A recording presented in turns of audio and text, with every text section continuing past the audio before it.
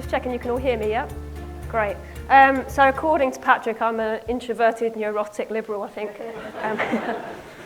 So, interesting. So I've worked in client side and I've worked in agencies. And I'd say one of the biggest things that struck me throughout my career and what I spend an awful lot of my time now doing is you soon figure out that you can only really create a great user experience if your company or the people you're working with are making great decisions. So it doesn't matter how talented you are as a researcher or designer, you have to be able to design the space for great decision making. And that's what the topic of this is all about. And if we're making great decisions together and we're designing great experiences that go out into the world, then we're going to be happy. So a little bit on happiness. It's not this. I just learnt the elbow thing, and it's still not quite right for me. But I guess the point is, it's so much more than this. Okay, there's structure to working together. There's structure to making things work well over time, and it's quite hard to do. So the first thing I'm going to talk about is a sense of belonging, and how important that is to people's happiness.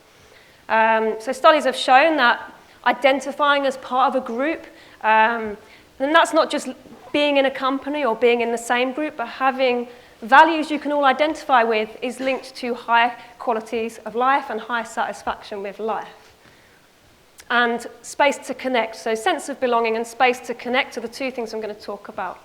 This is Leigh-on-Sea. It's the happiest place to live in Britain, and I live there, which is why I'm so happy and joyous all the time, which my team will vouch for, honestly. But what's interesting about Leigh-on-Sea is it has some really beautiful buildings. The water's just that side. There's a working harbour, and there's loads of great shops. But actually, when the town councillor was asked why it's the happiest place to live, she said it's people like to pass the time of day together. They stop and chat, they go and walk with their dogs, and it's this kind of gentle ebb and flow of conversation, and people just stopping and staying in the area, which is really nice. I do suggest you visit there in the summer. So I've been doing some reading about architecture, and Jan Gehl is a Danish architect who designs cities for people. And he talks about the fact that if you design cities for people, quality of life improves. So Gehl architects were involved in a pilot in New York in 2008 to start thinking about what if we change the space from focusing on cars and buildings to focusing on people. And what they saw was an 86% increase in people stopping, staying, and sitting, and a 26% increase in people coming out of their offices to have lunch. Okay? So, and we're going to talk about why that's important. So Jan Gehl wrote a book called Life Between Buildings. And he talks about the idea that those spaces where people stop and stay are areas where you can have low-intensity contact. And low-intensity contact is a prerequisite for building great relationships later on. If that low-intensity contact isn't there, essentially you're meeting on a very demanding and exacting level. And herein lies the link to UX and marketing.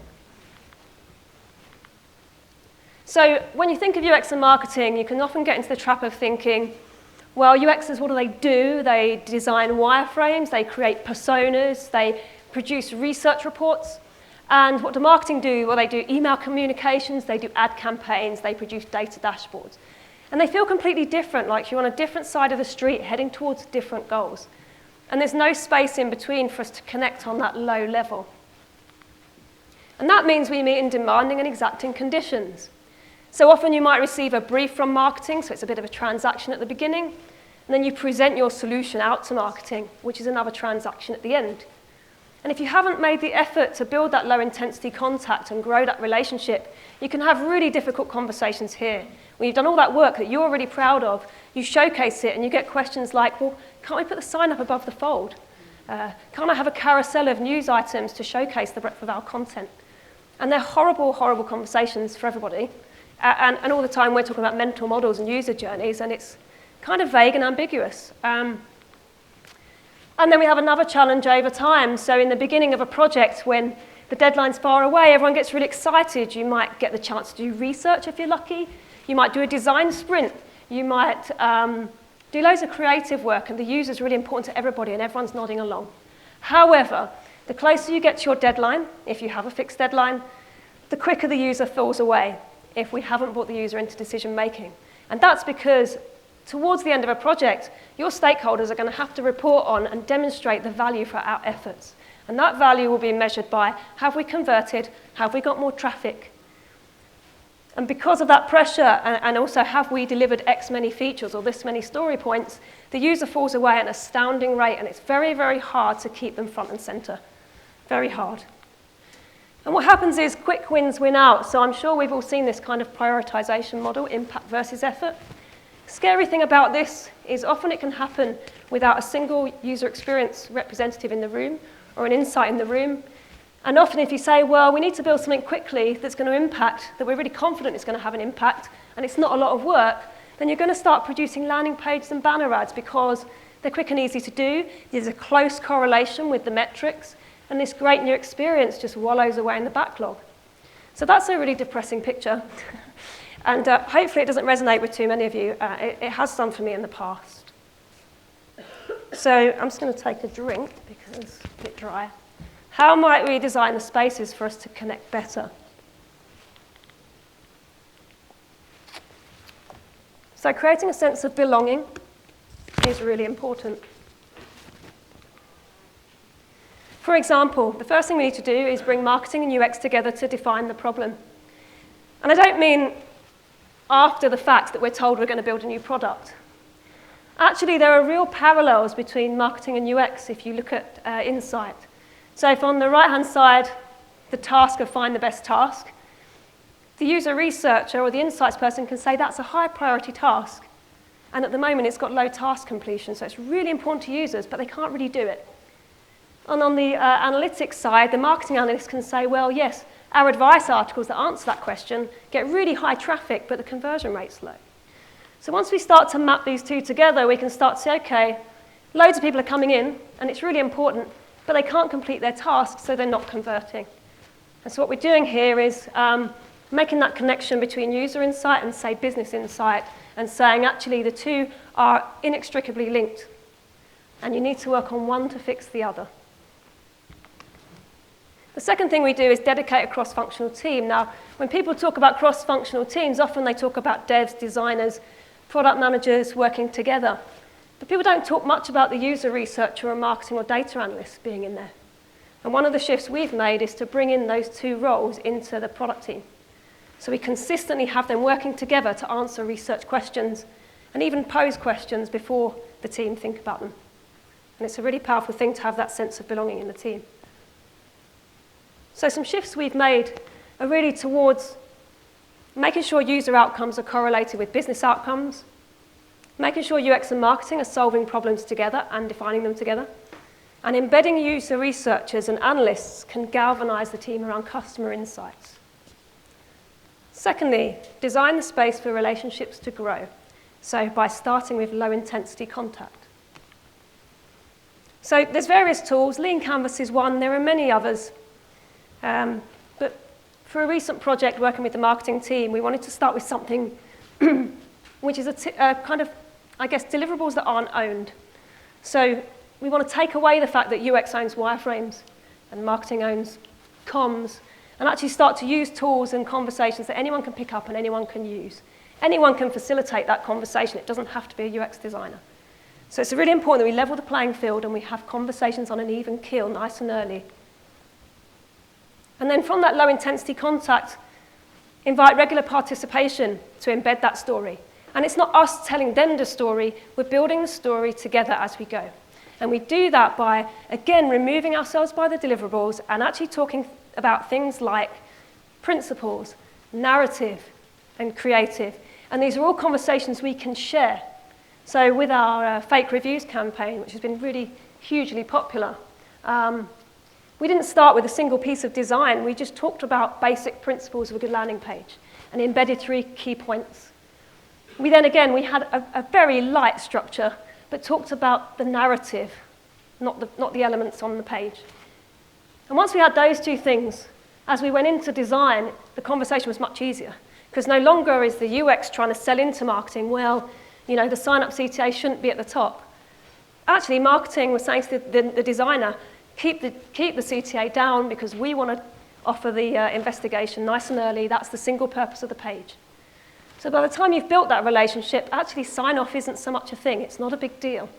We're all kind of agreeing. And even in the design stage, framing the conversation around consistent messaging, coherent visual identity, established patterns. Again, they're all things that make it easier to have that conversation.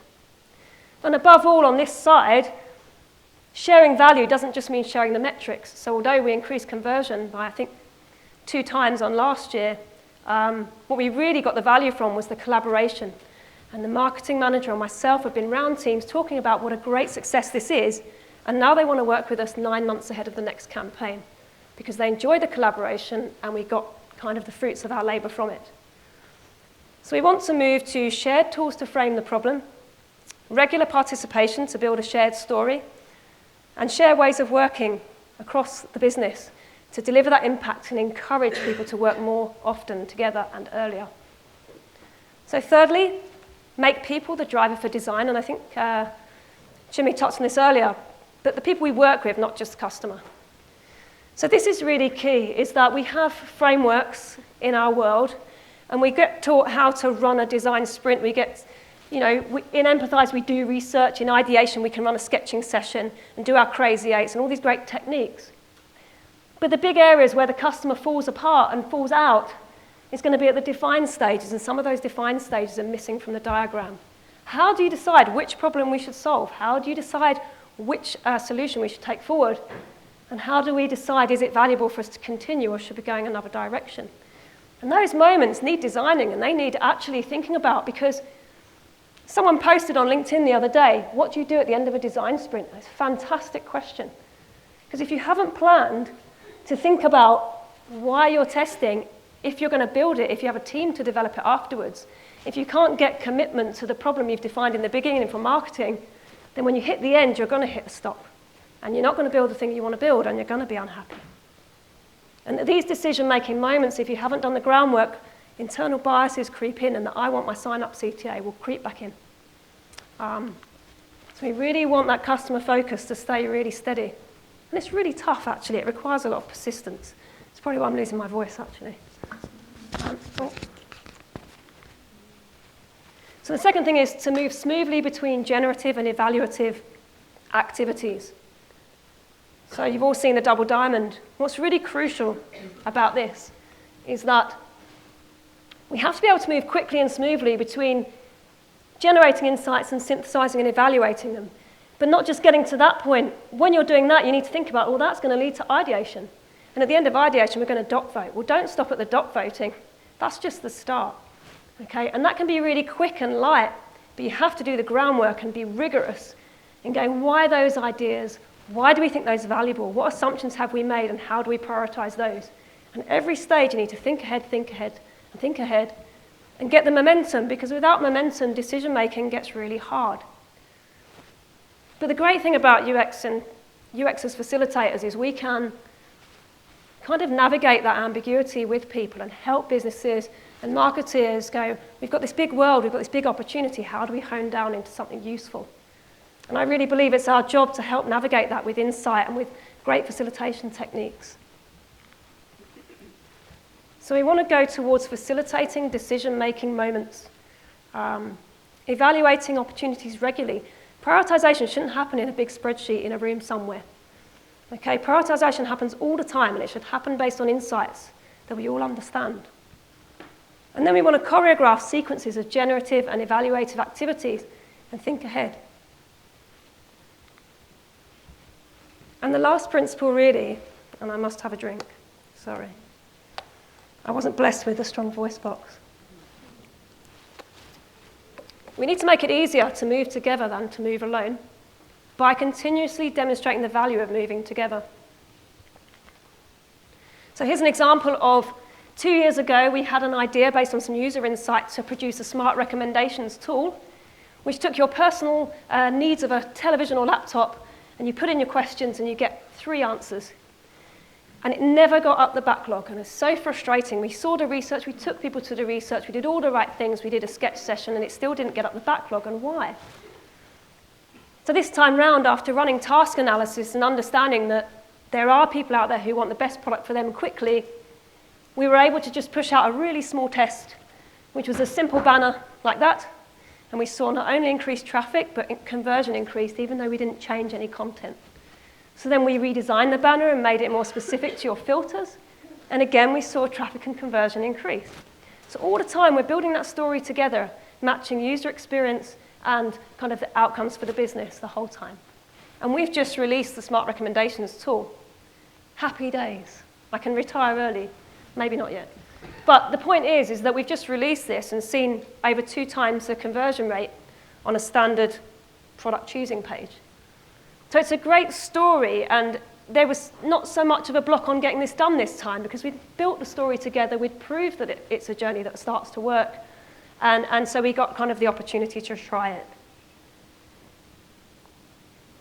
And what we're using Jerry McGovern's top task technique to regularly benchmark over time. So every 3 to 6 months, we're not just saying what's the conversion rate, what's the click-through rate to our articles, but people who come to those articles, can they actually find the product review they want easily?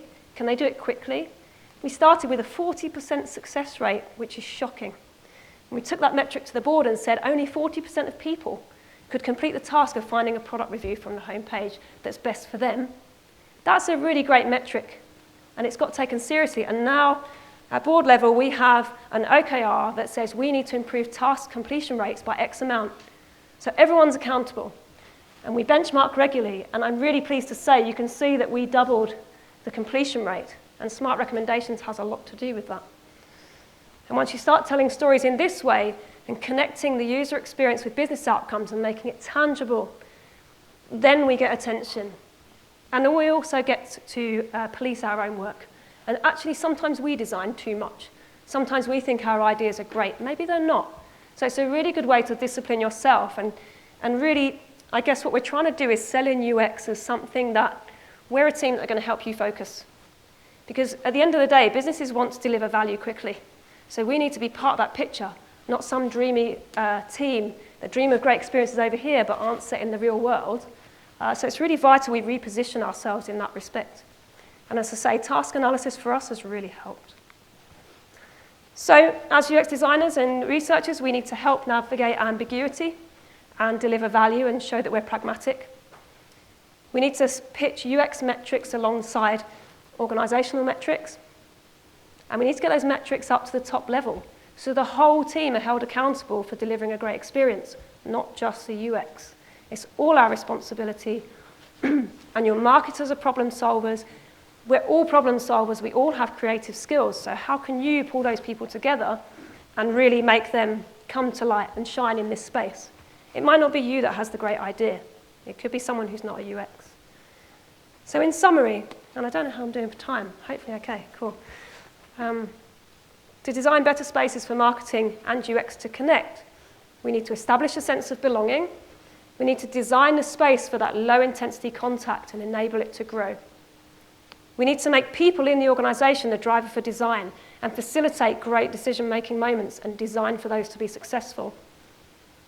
And we need to make it easier to move together by demonstrating at every stage how we're improving it, how improving the user experience improves the business metrics. And everybody's happy. In fact, with top tasks, you could argue we're doing less features, but we're doing one feature and iterating really, really well and really getting the most out of it. That's it. Thank you.